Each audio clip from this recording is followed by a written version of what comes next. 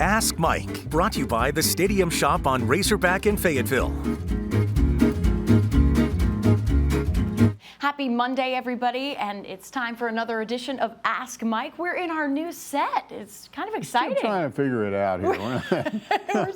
We're still working out the kinks. So if you want to leave us a comment in the comment section and let us know what you think of what we've got going on right now, let us know. But let's jump right in to the questions for this week because we have quite a few of them. Our first one is from Charlie Golden, who wants to know, what's your assessment of the Fayetteville NCAA Regional? Looks like we got hosed by the selection committee, a national 3 seed, and we have to beat TCU, one of the hottest regional 2 seeds in the tournament. Yeah, it may look that way. I mean, I haven't looked at all of the regionals. I've looked at some of them, and some of them are lower seeded than Arkansas and appear to have an easier regional. The problem with this is that none of us ever are going to know how these teams perform, no matter what they look like sitting on paper right now. You don't know how they're going to perform until the tournament starts. I mean, who could have predicted 2 years ago that North Carolina State would, they should have won the national championship. They got shafted by the dopey COVID rules that this CDC or whatever now admits that was all bogus. So because they got all that stuff wrong with COVID, they wouldn't let them play. And they should have been in the championship finals. So, and who could have predicted they would do that? They didn't host their own regional. They won somebody else's regional and then came into the Fayetteville Super Regional and won that. So you just don't know.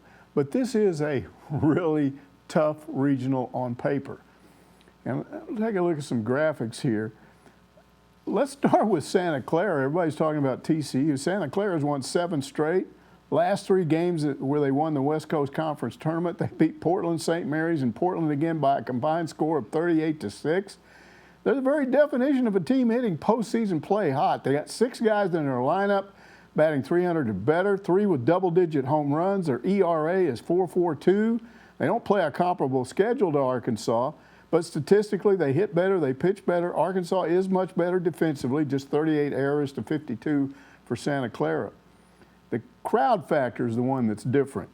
Arkansas is used to the environment of 10, 11, 12,000 people. Oh, yeah. These guys average attendance, Santa Clara, 380. Oh, wow. That's the average attendance at their games this year. There's high school games that are more than that. 380 people. So that will be a difference. Now, go to TCU, because you're right, after slumping in the middle of the season, these guys are sort of back where they were at the start of the season. And we know what happened at the start of the season. They just killed Arkansas 12-5, and you were at that game. Yeah. And you made a prediction. Oh, I did. I sat there because there were a bunch of Arkansas fans around us seeing the scoreboard and seeing TCU score run after run after run, and I said, they're going to see them in a regional. And the Arkansas fan looked at me and he goes, no, they're not. And I said, yes, they are. Watch the NCAA committee like this matchup, and you'll see it in the postseason. And boom. It's happening. Let's hope they don't do what Arkansas did last year, because you remember Arkansas started off pretty good, slumped toward the end, didn't look very good, then got into regional play and just took off again. So, I mean, that could happen. I mean, Arizona, don't leave them out. Oh my gosh. They got to the finals of the Pac-12 tournament and lost by 1 run. There's not one team in this tournament that you look at or in this regional that you look at and go, well, they're not very good. Yeah. I've looked over some of these other regionals. I've seen plenty of them that are easier than this, on paper anyway. And you said it, the lower national seeds got easier paths. You go look at the super regional matchup if Arkansas wins this. Oh my gosh. Yeah. I mean, that thing is way easier than this regional. Yes. That regional is easier than Arkansas's regional, and that's the 14 seed. Yeah. It's wild. So what are these guys doing? I don't know. I think they get in, they start drinking a little bit, having fun, eating popcorn. Having a couple of beers. Yeah, popcorn. And I think they do some crazy things. We got a question about this later on, so I won't get too much into it. But he's right. It is a really tough regional on paper, and let's hope it doesn't prove to be as tough as it looks right now, because it is difficult. Oh, yeah. I mean, you're no joke about that. But we have another question about it, so we're going to get Mike's thoughts a little bit more later in the show. Mousetown wants to know, what is your biggest concern about Arkansas heading into regional play? I feel like we're looking really good right now. Well, as long as they don't do what they did in that semifinal loss to Texas A&M. Yeah. Because that's one of the few times this year where they've had guys like have been behind, had the tying or winning runs on base, and nobody stepped up. And they had their best hitters up and didn't do anything. If they do that, they'll be in real trouble in this tournament. So that was a rarity. It certainly hasn't been the norm. Arkansas doesn't hit well as a team. Their team batting average in the 270s is not all impressive. But what they've done all year long is they've had somebody step up in critical situations, and it's usually different guys. So as long as you don't do what happened in that A&M game, and I think most of us feel like they weren't just totally fired up and motivated for that game. They had already done everything they needed to do. I'm not trying to say they didn't want to win it, but yeah, A&M had more at stake in that game, a lot more than Arkansas did. So that's one concern you have. And then the other is, I think in both the regional and super regional, if they're in both, they need to go 3-0. Because if you lose a game at any point, that brings in a fourth game. And Arkansas has been playing weekend series, so what are you doing? You're playing 3 games, and we've seen them always sort of have what they need at the end of game 3, and they've won a lot of series like that. Nobody's ever asked, what would happen if they had to play another game? Well, now you're in a position where you might have to play another game. So you bring that fourth game into the mix. Let's say Arkansas beats Santa Clara, loses to TCU. They have to go play the winner of the Santa Clara-Arizona game and play that game and then come back and beat TCU twice. Now you're getting into games, into pitching areas that you haven't been in before. Yeah, pitching management. I like Arkansas's pitching through about 3 games. If you have to get into a 4-game or 5-game, I don't know what they do. I really don't. So those are the 2 concerns that I have. Yeah. To counter all of that, look at Arkansas's record this year at home. They've lost 4 games all year That's at home. what I was going to say. So you've got an absolutely ridiculous record at home, just crazy good. So these guys play well in front of their own fans. So I feel like that's a real benefit. Yeah, I was going to mention that, Mike, because I had a chance to talk to former Razorback player Matt Goodhart this past weekend. Right. And one of the points that he made was they kind of remind me, I kept asking about the comparisons to teams he played on, and he said they kind of remind me of that 2018 team where, you know, obviously not the same exactly, but that 2018 squad couldn't win on the road. They just couldn't. And then at home, you couldn't beat them.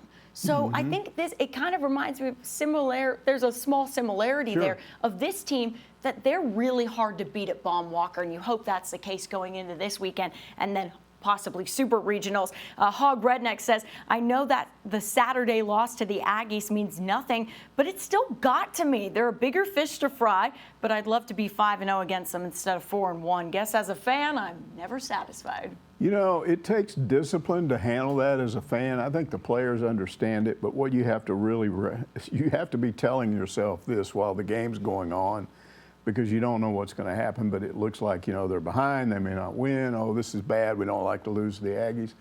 You just keep telling yourself, even if they lose this game, they're 4-1 against these guys this year, 4-1. This is not going to hurt you. And you have to tell yourself that a few days later when this field is announced, nobody cares. Who's talking about the SEC tournament now? Nobody. It's history. It's gone. Nobody cares, because this is the big enchilada. This thing that just got announced today is the biggie. It's what everybody cares about. The conference tournament is nothing.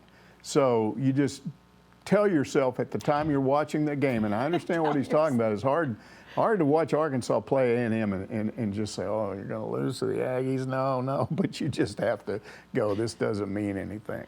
I like that mentality. Were you telling yourself that during the game, Mike? You were trying to. Well, I pulled for A&M against LSU, which was bizarro for me to be doing that. It was just bizarro to be doing that.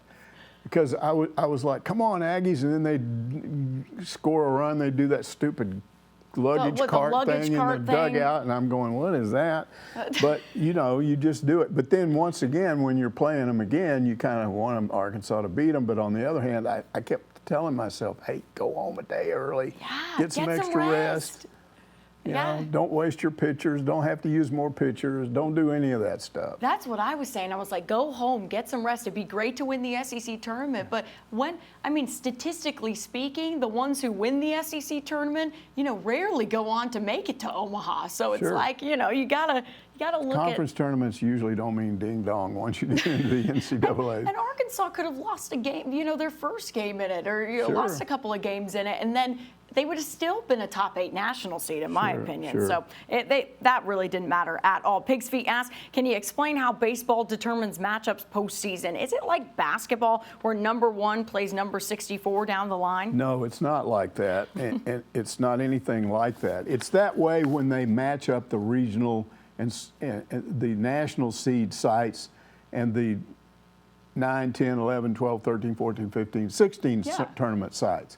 Because what they do is they'll take the number 1 national seed and pair them up against a team that's the number 1 seed in the 16 regional, and you can see a real difference there. So they do a good job of seeding for that. But within the field of each of those regionals, this is where it gets wacky, and it's what we talked about before. Theoretically, if you're doing this by seedings, if you're the number 1 seed, Wake Forest, you should play in your first game the last team in the NCAA field, the team that was 64 judged by the selection committee. Right. That's who you should really play. Right. And then your 2 seed in your regional should be the weakest 2 seed in the tournament. Your 3 seed in your regional should be the weakest 3 seed. That's not what Wake Forest got. That is the way it should be. That's not the way it is. So what are these guys doing is what we were talking about before. I suspect, and you said this to me earlier, and I agree with you, I suspect they keep their eye on little things. And I think they looked at that TCU-Arkansas game and they went, oh, boy, this could be a big talking point. Because one of the things, this is hard to explain to people that don't understand the influence that ESPN, it's TV money. When I first started in this business, TV money wasn't what it is, and that was, maybe it's good to have all that TV money, but it gives the TV people influence over the conference. If I'm ESPN and I'm paying you a wad of money to carry something, then I've got executives that are going in and saying, wait a minute, we need you to do this, we need you to do that. We don't want to create a bunch of lopsided regionals where we have boring games. So let's look at talking points. And I can't prove it because I'm not in there when they make these selections. But I got to believe that those guys have had somebody at ESPN telling them, come on, look at some interesting things here. So for instance, okay, here's Arkansas and TCU. Remember, TCU just clobbered them earlier in the year. Boy, this would be neat. We have a lot of good talking points about that. And then, you know, two years ago, you're the number 1 seed, how do you end up with a very good Nebraska team in your region? You know, you just did. Now, the whole North Carolina State thing came out of left field, and that's not the committee's fault. They just put teams in there, and every year there's 1 or 2 teams that just take off, and nobody knows that they're going to do that. They just do it. So when you mix all that stuff together, you just get chaos, in my opinion. If you're trying to figure out what they were doing and how they decided to put this team here, I honestly thought, and I told you this, that Arkansas would be paired, that the Fayetteville Regional would be paired opposite the Stillwater Regional. Right. Because figuring that if Oklahoma State won their regional and Arkansas won its regional, you create a super regional rematch of a regional thing last year. Which would be fun, yeah. And I can't believe they didn't do that because that's the kind of stuff they like to do. But for whatever reason, they just decided, hey, we'll give them TCU. We'll also throw in a very good Pac-12 team, and we'll throw in a very good West Coast Conference team, and everybody blows the West. Oh, that's the West Coast Conference. They're terrible. Baseball is baseball. The teams aren't awful just because they're in those conferences. These guys can hit. Yeah. They can hit home runs. The only thing they don't do well is they make a lot of errors. And Arkansas has benefited in games this year from teams like the Aggies making errors. So we'll see. Yeah, we'll have to see. I agree with you, though, on they like those TV matchups. They like more viewership. That's always good because here's the thing. If you were going off of what the predictions were, right, they predicted Dallas Baptist to be in that regional, be the 2 seed. You just had a phone call. I did just have a from phone a call guy about that was very angry at us because he said, you shouldn't publicize those projections. Yeah. And I don't agree with what he's saying. I mean, we can't just ignore it. It's out there and everybody else is doing it. Yeah. I have always personally laughed at those things. Yeah, and you I've had people laugh at me. I've had people tell me, you don't know what you're talking about.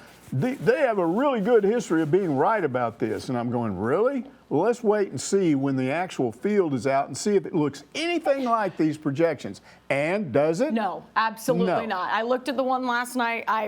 So I can understand his frustrations. My advice to somebody that feels the way he feels, start laughing at those things. Yeah. Ignore them because they're just, all it is it's trying to hype up the energy and the excitement of the tournament in anticipation of the tournament. So they start doing it early in the year. Yeah, and get you to watch that selection show. Hey, here's what we've got coming out. It's Look, all, is this correct? It's all marketing is what it is. It is all marketing. All of it is marketing.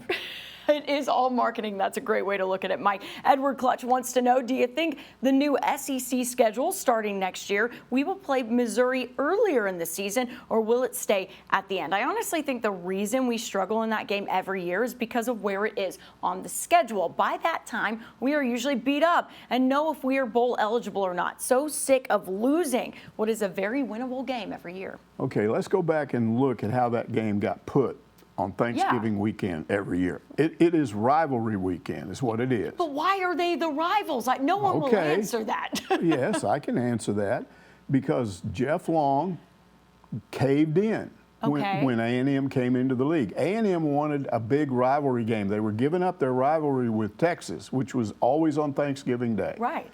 So you're letting them come into your league and they're saying, well, we got to have a rivalry game. And they went, wow, LSU's just across the border from us. We recruit the same guys. Yeah, that's much better than dopey Arkansas. We won't give that. So they took the day after Thanksgiving game, which Arkansas fans loved, away from Arkansas and LSU, which LSU loved it, Arkansas didn't, and said, hey, Arkansas, you're getting Missouri. You love these guys. Oh, they're close to you.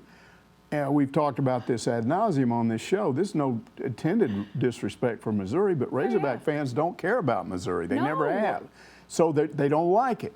This is how we ended up with this situation. So how do you end up where you don't play them every year like this? Well, there's some things at play here. They're very close to announcing. They're trying to decide right now in their winter meetings or whatever, their spring meetings in Destin or wherever they are. Yeah, in Destin, yeah. They're trying to decide how they're going to go with the football schedule in 2024 after this season. They're either going to go with a 9-game schedule. If they go with a 9-game schedule, that's an extra conference game, and each team will have 3 permanent teams that they play. Okay. Nick Saban, Arkansas has been against that from day one. Now some more schools are popping up. There's about 5 of them now, maybe 6. But the biggie was Nick Saban suddenly jumped in because he didn't like who the 3 teams he was hearing he was going to get. So if you stay at an 8-team schedule, you just have 1 permanent opponent. That simplifies it because you're only going to play that one opponent. And probably what will happen is they will make that your rivalry week game. So that one opponent. So Mississippi State and Ole Miss, they would still play that every year on that rivalry weekend. There are a lot of options here. Texas and A&M could go back to playing each other that weekend, which would free up LSU for Arkansas if they did that. But if A&M and LSU wanted to continue that, then Texas might agree to play Arkansas that weekend. Or Oklahoma, they're going to need somebody. So, and they're probably going to continue to play that Texas series in Dallas the same week of the Texas State Fair. So that means they wouldn't play Arkansas on or wouldn't play Texas and Oklahoma on a rivalry weekend. So maybe Oklahoma's a possibility. Yeah. But all of this stuff, we're not going to know anything until they decide the basic first, which is, are we going to have 8 games and 1 permanent rival, or 9 games and 3 permanent rivals. But again, it will all boil down to, will they let Arkansas out of this created rivalry that Jeff Long agreed to? I hope so. If Hunter Yurachek has any pull at all and he knows anything about Arkansas's fan base, and I assume he does, he's got to be talking to Greg Sankey and say, look, we don't want this. Let Missouri have Vanderbilt that week. They're they're fairly close to each other. Let them do that. Why did we get stuck with these guys? I mean, it's not 2 hours up there. It's 3 and a half. Well, so Tennessee might have something to say about that. They like that little Vanderbilt win every year. Well, so whatever. So, there's a chance you could get rid of it, but there's a part of me that says it's going to stay just like it is. We'll see. We'll have to see. That's a wait and see one on the Ask Mike show. Razor Alex 88 says, why must we have a dysfunctional Twitter fan base? There are good fans, but there are also crazy yahoos. I'd like to add that A&M Twitter is full of bozos. Sorry, that's a great comment. They're so high on themselves for sending us home a day and a game early. They're very unintelligent, and I can't wait to see Vandy lay a whipping on them. So was that before the SEC tournament then? Or the championship game? Look, they got what they wanted. They did. They did, because Vanderbilt just killed A&M. Yeah. That was close, but I think it was the 8th inning, bottom of the 8th, they just ran over them. Yes. So you got what you wanted. I think it would be interesting if somebody did a study about A&M and tried to figure out what it is that makes people so mad at them. But it's the bubbles, Mike. It's the bubbles. Maybe it's that. But again, don't worry about A&M. That's my message from the other question. Don't worry about those guys. That's over. You're not even on the other side of the only way you're going to play A&M again this season is if both teams make it to Omaha. You're on opposite sides of the bracket. Yeah. So I wouldn't worry about the Aggies. Well, they also said, why is our fan base dysfunctional? Why must we have a dysfunctional Twitter Well, fan base? because everybody's got Twitter wackos. I mean, there's nobody that's immune to that. Yeah. And I defend that. I will defend it again. As goofy as it is to read some of that stuff, it is freedom of speech. I believe in it. I don't believe it unless you're being obscene or accusing somebody of something they didn't do or something like that. When you're giving your opinions of teams and games and where you belong and where somebody else belongs or what you think of some other team or their fan base, say whatever you want, And if you're somebody that doesn't like that, don't read it. Yeah. Just turn your phone off or do what? Who was it? John Bolton? Or who did it? John Bolton, I think. Yeah, deleted Twitter, right? Players do that from time to time. Delete Twitter. If you can't figure out a way to. Right now, LSU fans are just going after me left and right because of something I don't know what I said. I said something on Mike, Twitter. You always got a fan base coming after you. Well, but these guys and so for 4 days they've just been going crazy. He's this, he's that, he's stupid, he needs a seatbelt. They just make up all kinds of stuff. I don't care. I don't even read it. I just have people tell me that's what they're saying. So okay, I don't cover LSU. I don't care what they think. If I was covering LSU, I'd be worried about what their fans think of me if they don't like me. But the fact that LSU fans don't like me, where does that rank on my scale of things that I'm worried about? Like way down at the bottom. Way down at the very, very bottom. You're just worried that, hey, Arkansas fans like you. So you got that covered. H.L. McCamish says, I get why our fans would be pulling for the Aggies to beat Florida and Vandy, but I cannot make myself do that ever. They're so idiotic. Thank you. With the bubbles and that dugout game with the bellhop trolley. Did they steal that thing from the team hotel? This is a great question. Here's the thing. Maybe somebody's done this, but if somebody would do a study and write a book on where these traditions at A&M came from, and maybe if we understood better. Now, I think everybody knows about the 12th man. How that thing got started. They were out of players and they needed a guy, and the 12th man came off the bench and did something and won the game, and so they created this extra guy on kickoffs that became the 12th man. And it was a big honor and all this. Okay, there's nothing wrong with that tradition. That's very similar to other traditions that I've heard of. Where they get into trouble with other fans thinking they're weird, and they've done a pretty good job of concealing this for many years, but lately somebody's been in there recording their midnight yell practice. Well, you can go in. you can just go in if you're there and you find out where it is. Well, but I'm saying that for in. many years that was a mystery. People didn't, we heard about what went on there, but people weren't there. But with the internet now, people have taken cameras in there and they've shown this strange stuff that goes on at midnight yell practice. And it's pretty weird, you know, it's pretty strange. If you go to College Station and just walk around, sooner or later you will experience something that you will be going, what is this all about? I mean, I can remember being on campus. I can't remember whether it was baseball or whatever, but we were there for a couple, 3 days. And I had to walk from point A to point B on campus. I don't know where I was going. It's been many, many years ago. But I'm walking down this sidewalk this way. Okay. There's a big courtyard, building here, building back there, building over here, building over there. And I have to go over here, and there's this long sidewalk, and then you make a left turn and go down the sidewalk here. Well, I just decided to cut across. You know, why would I walk way down to the corner where the sidewalk turns and then go that way when I can get there quicker by walking? You just walk across, yeah. And there was nobody around that I could see.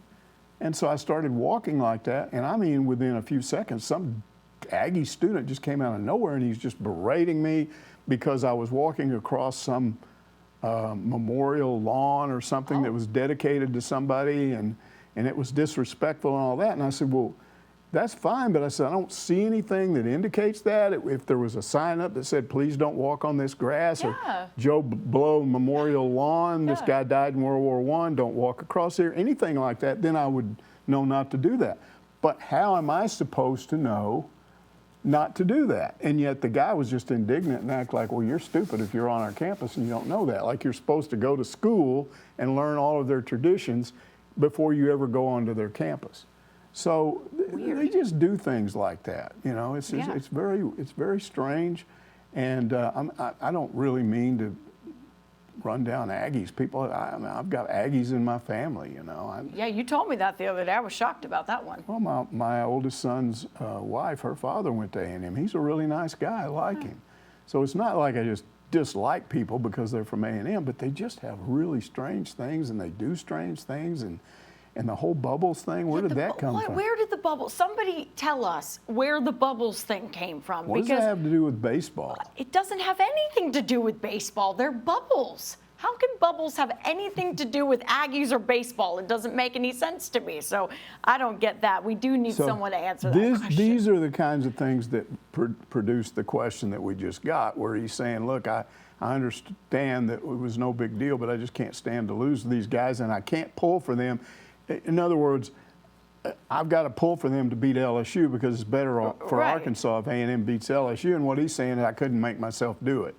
Well, I guess I kind of feel you on that one. I don't know if I can pull for them either. It's funny that you say that, Mike, that the weird traditions. I saw on social media, it goes back to the other question we got asked about, why is their fan base delusional? Somebody on social media for the Aggies was going, what? The beer hats are so dumb. The beer hats is the stupidest thing. They have beer hats everywhere, don't they? Well, the beer hats for Arkansas, you know, when the bases are loaded. But that's not just an Arkansas thing, is it? I thought it was just an Arkansas thing. Maybe it is. I've never seen anybody else do that in the SEC. Well, we know what it's all about, which is loaded. Right, exactly. The bases are loaded, so we're loaded. We've got the beer hats. Got the beer hats. They said it was the stupidest tradition they'd ever seen, and I said, "Are you kidding me?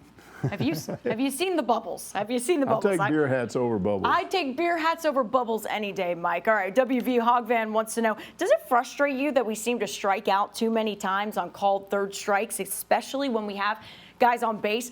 Is this a coaching philosophy? A couple years ago, we had batters striking out by swinging at pitches well out of the strike zone. No, I don't think it's a philosophy thing. I think it's an individual thing with each batter.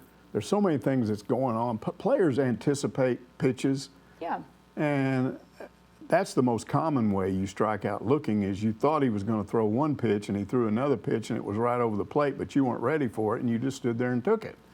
So I think that's usually what happens when you strike out looking. Strike out swinging, you get fooled on a pitch. It drops way below your bat, or they throw you a high fastball that's really a ball, but you swing at it anyway because you can't get up and under it.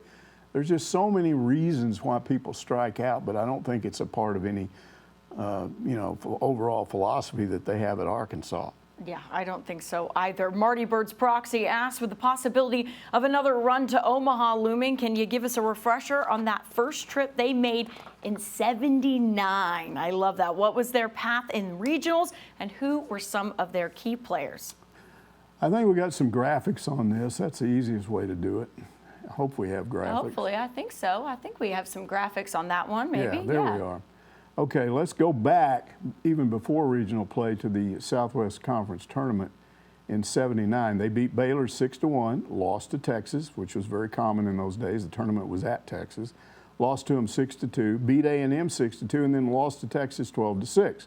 So then they go on to the East Regional, the NCAA East Regional. And Arkansas beat George Washington. It was a close game, 12-11. They absolutely killed Florida 9-1, beat Delaware 8-6, then beat Delaware again 4-3. So now you get to the College World Series.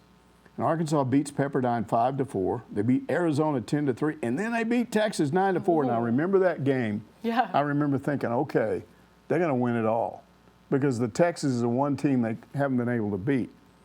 And they beat them, so I'm thinking they're going to win it all. And I'm not even – Cal State Fullerton was good. People kind of underestimated them. But they ended up beating Arkansas twice. But you came that close to winning a national championship. Now, how long ago was that? 42 years? Yeah, 79, 40, yeah, 42 years. 42 years. Whew. So you came within a couple of runs of winning a national championship. And 42 years later, you've been to Omaha many times, including coming within one caught foul ball Mike, of winning. don't mention it. It's but you still don't have it. stinks. So the reason I mention it is maybe this is the year. Oh, I hope so. I know a lot of fans Because are that's when hoping it started, is. '79. That was when. I remember thinking, oh, they came really close. Okay, they're going to win one. Now, Norm's got this thing going. They're going to win it all. And it just never 40 happened. years later, Mike, where are we at now? Didn't happen. I faked out our producer that I skipped over a question, so we're going to go back to it. It's from Okay. Tim Tino. If we can get that question, I'm sorry, Josh, for faking you out there. Love the new set. What do you think about it? We got a question about it, so that's great. Yeah, it's very flexible. There's we sat and moved things around for 10 minutes and argued, and I got mad at you, and you got mad at me because I like this we idea. were like an old married couple. You didn't arguing. like that idea. We wanted to put it there. You were trying to stick me over in the corner. I went, no, I like this kind of angle here. Yeah. Nobody puts Mike in a corner, guys. But you know, I admit, sitting here, I'm blocking off Ask Mike, which I don't care if I do that because we got two of them up there. The main thing is, we got the stadium shop right there that sponsors us right there in the middle. So that's all that matters is that people can see that. So, you know, there's just a lot of things we can do with it, and we're just getting started. So I like that part of it, the flexibility. I am not a fan of what you and Alyssa like best, which is walking around pointing at these screens. But that's what SEC Network does, Mike. So because SEC Network, that must be the way we do things now. I mean, if they do it, if ESPN does it, we want to look good I don't care about ESPN. I don't care about the SEC Network. You know what I do with when a game's on the SEC Network? What? Turn the sound down. Just watch it. I never listen to them. Yeah, but do you ever watch like SEC Now afterward? No, none of that no, you stuff. don't like any of it? No. I'll watch Feinbaum every once in a while because Feinbaum likes Sam Pittman, so he's a good guy. But the rest of those people are yo-yos. So I'm not into this walking, pointing, and doing all this stuff. But if y'all want to do that, that's fine. That's your business. You can sit at your little desk. I like desks. Look at your little desk. We got first little job I ever desks. had in television. I was in the Army. I had me a little anchor desk. Oh, nice. So you do what you're used to, right? Yeah, you're a creature of comfort, Mike. I've always said that. I like to sit down too. I don't like to just walk around nervous energy. Oh, look at this. Oh, look at that back there. Hey, I like the walk and talk. It looks fun. There's a lot of things you can do with it. Maybe I'll convince you. What if you were doing walk and talk and you just walked right out of the studio?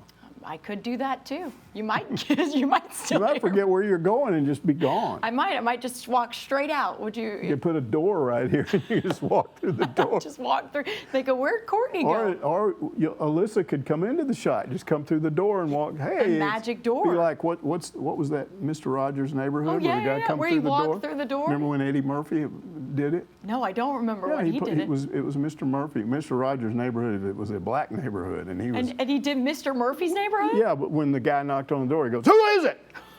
Instead of being friendly, he's like, In my neighborhood, this is how we answered the knock on the door. Who is it? I'd never seen that episode. I will have to look that one up. It was on Saturday Night Live. It was great. I will have to look that up. S. Giles wants to know, and this is our final question from the day. I'm a big believer in raising kids right. There are a few things better for me as a fan than a great athlete who is humble and shows class. Who is the most polite, respectful Razorback you've come across in your years covering the various teams? That was tough because there's been a bunch of them. And some of them were actually guys that kind of got in trouble at the time, but they were still pretty nice. Oh, okay. C.J. McClain was a guy that, back during the Danny Ford era, that got in trouble a couple, 3 times, but he was really a polite, nice guy. The thing I appreciated about him is he got suspended one time. And I was talking to Danny Ford, did an interview with Danny Ford about, because this is a big deal. He was a really good player. And he talked about what happened and why he made the decision. And I kind of said, well, you think I could talk to C.J.? And he goes, well, sure. And he asked him if he's, yes, sir, I'll do it. And he came in and he manned up for what he did and apologized. I saw him maybe 3 weeks ago in this parking deck right behind where we are. He was trying to go to a radio program that was downstairs on the first floor, and he didn't know how to get down there. So I told him how to get there. But I hadn't seen him in a while. He's on Facebook all the time, a really great guy. So he's somebody that would be in contention for that, for sure.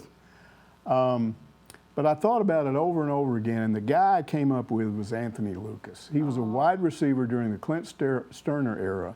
He's best known for catching a touchdown pass against Tennessee that won the game in '99. That was the last year before Reynolds Razorback Stadium was renovated, so the last time they had that open end zone. And people just went bonkers. I mean, I was up on the photo deck, and the field was just covered with fans. It looked like the ocean. And then I could see this one head sticking up above the rest of them. It was a tight end that played for Arkansas. Joe Dean Davenport, his head was sticking up above, he was about 6'7", his head was sticking up above everybody else's. The fans were so excited, they tore down the goalpost, carried it down to Dixon Street, just about a block from where we are, and duct taped it to the side of this building that's down there on the corner. It was a great game and a great thing that he did. They did. But here's the thing about Anthony Lucas. I was around him for 4 years because I was interviewing him when he was a freshman. And he was so polite. And he always called me Mr. Irwin, yes, Mr. Irwin, that, Mr. Irwin, me. He would Mr. Irwin me to death. Aww.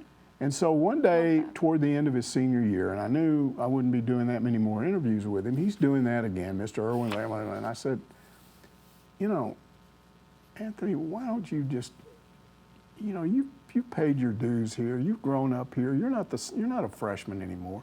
You don't have to call me Mr. Irwin. You can just call me Mike. Oh. He said, no. My mother would never allow that. And I said, what do you mean? And she says that I have to show proper respect. And I said, well, with all due respect, your mother's about 250 miles away from here. If you call me Mike, there's no way she's going to know that you did that. And he said, Mr. Irwin, my mother is always with me no matter where I am. Oh. So if I did that, I would know, and therefore she would know. Because he was basically saying if he slipped up and called me, he'd go tell her that he did it. Yeah. So I just remember thinking, this is the most polite person I've ever been around in my life. Almost to the point where you want to say, hey, listen up. It's okay. You don't have to call me Mr. Irwin. Yeah. I love that. He's a great guy. And he's a coach now at Pulaski Academy, and he's coaching young men.